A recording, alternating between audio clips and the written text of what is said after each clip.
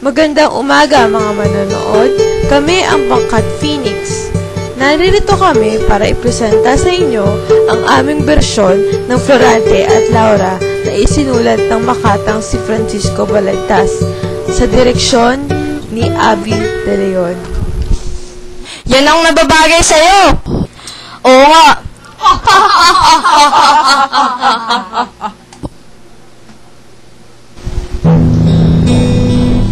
Oo, akin Celia, paano na ang ating pag-iibigan ngayon?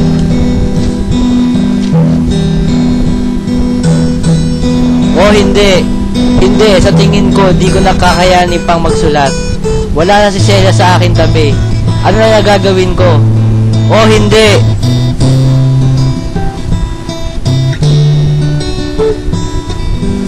Huwag ka mawawalan ng pag-asa, aking mahal. Kaya mo muling isipin mo kaya.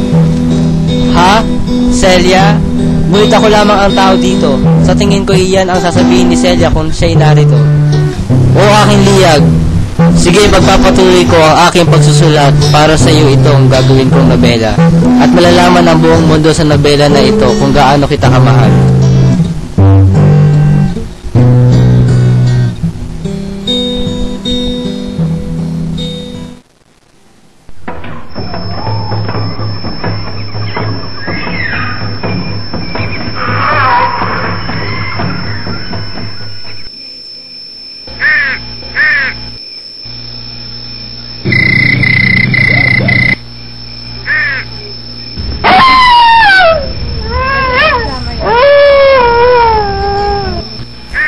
Sa isang madilim, gubat na mapanglaw, may isang puno ng higera na kung saan isang Adonis ang nakakapos dito. Ang kanyang mukha ay nababalitan ng lungkot at pagdurusa. Diyos ko, tulungan niyo ako. Aanhin ko pa ang buhay kong ito kung wala na sa aking feeling si Laura. Ang loob at labas ng aking bayan ay punong-puno ng kaluluwan at napapasakamay ng sakim na si Adolfo. At heto ako ngayon, nakagapo sa punong ito. Walang kalaban-laban sa mababangis na hayop na naisip ko pang mawala na lang sa mundong ito kaysa tanggapin ang aking kapalarang napakapait. Alam, aking mutya, naway maging masaya ka sa kandungan ni Adolfo. Kontento na akong malaman na ikaw ay masaya. Adolfo, paligayahin mo si Laura at wag na wag mo siyang pagtaksilan gaya ng ginawa niya sa akin. Paalam na rin, Albania, ang aking lubang sinilangan. Sana ay lumagay ito sa tahimik kapag wala na ako. Sa wakas, ama ko, magkikita na tayo sa kabilang buhay. Hinahanap ko po ang inyong pagkalinga, pagmamahal at pag-aaruga. Hindi ko kayo ipagpapalit sa kahit anumang kayamanan sa mundo sapagkat kayo ang kayamanan ng buhay ko. Samantala, ay may isang gerero na nangangalang Aladdin na pasuling-suling sa gubat. Kailan kaya ako makakaramdam ng habag kay ama sa sinta kong inagaw? Bakit ninyo ito nagawa sa akin?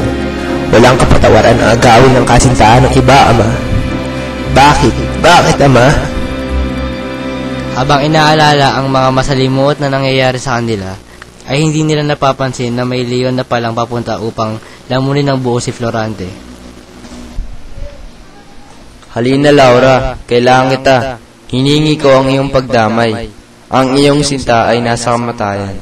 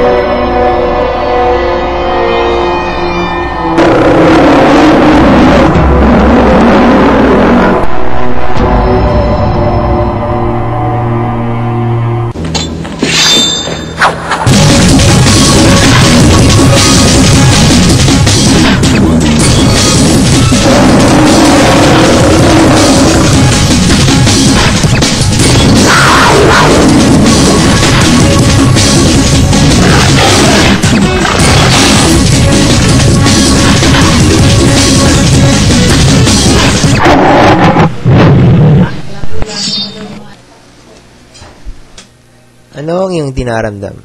Sige, magpahinga ka muna. Aalagaan kita pansamantala. Laura! Laura! Laura!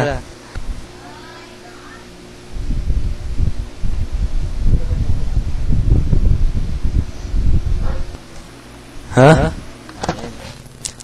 Gising ka lang pala. Kumusta ang iyong tulog? Mabuti naman. Ikaw ba ang nag-aruga sa akin habang ako'y walang malay? Oo, ako nga.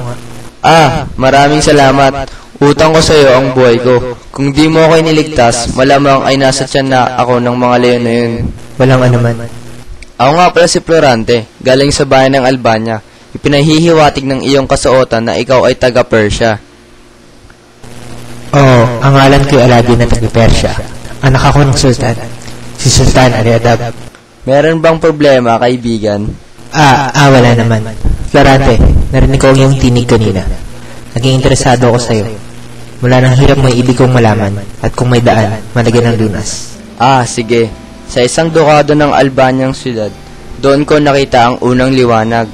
Ang aking ama ay si Duque Briseyo ng Albania at ang aking ina ay si Prinsesa Floresca ng Crotona.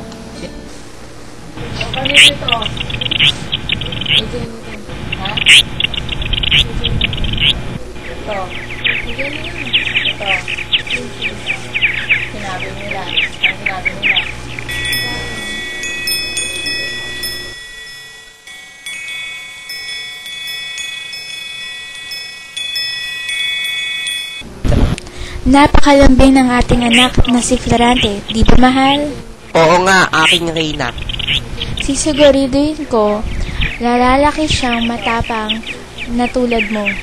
Lahat ng kaya kong ibibigay ko para sa kanya. Tama ka dun, mahal. Ngunit kailangan natin siyang pag-aralin sa malayo.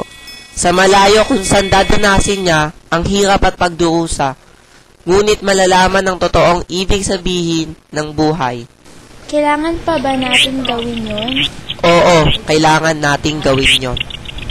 Pinag-aral nila ako sa lungsod ng Atenas kung saan naging kamag-aral ko si Adolfo, ang aking kababayan. Galing-galing mo talaga, Adolfo. Namanghala naman sa'yo ang guro. Oo nga, Adolfo! Ano bang sekreto mo? Hindi ko yung matalino. Mabait ka pa. Basta mag-aral lang kayo ng mabuti. Magagawa ninyo ang kaya niyong gawin. Tingnan mo, may bago tayong kamag-aral. Balita ko, matalino rin daw siya. Tara, lapitan natin. Tara. Itigil muna ninyo ang kwentuhan. Magkakaroon tayo ng isang palabas. Papel ni Eteocles ang gagampanan mo, Florante. At si Polinice naman ang sayo, Adolfo. Ikaw naman ang magiging Adrasto at ikaw ang Yocasta. Alalahanin ninyo na si Eteocles at Polinice ay magkalaban. Galingan mo, Florante! Kaya mo yan! Oo nga, kaya mo yung Florante. Kaya mo yung Florante. Ikaw na umangaw ng kapurihan ko. Dapat kang mamatay.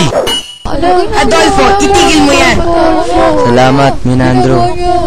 Adolfo, dahil sa iyong ginawa, pinauuwi kita sa Albania.